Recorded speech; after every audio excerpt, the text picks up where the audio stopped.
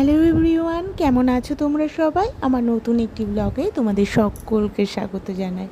আশা করি তোমরা সবাই ভালো আছো, সুস্থ আছো। ঈশ্বরের কৃপায় আমিও ভালো আছি।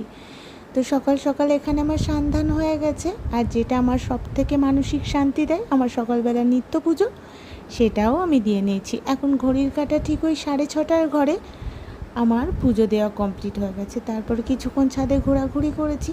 এই কদিন না এত বৃষ্টি হচ্ছিলো, জামা কাপড় আর ছাদে মেলতে পারছি না, তাই অগত্যা ঘরেই মেলতে হচ্ছে। আর ওদিকে আমার ছোট্ট অংশটাও ঘুম থেকে উঠে পড়েছে। আর এখানে আমার সকালে টিফিন করা কমপ্লিট। এবার এটাকে নিয়ে একটু পড়াতে বসানোর পালা।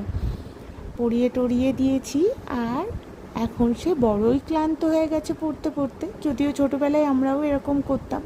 অংশুর মধ্যে আমি আমার ঠিক ছোটোবেলাটা ফিরে পাই। একটুখানি পড়তে পড়তে শুয়ে পড়া, বিভিন্ন কথা মনে পড়া। তো যাই হোক, আমার এদিকে ঘর দৌড়ও গোছানো হয়ে গেছে। এবার রান্নায় নেমে পড়ার পালা। তার কারণ ঘড়ির কাঁটা 11টার ঘরে বেজে গেছে।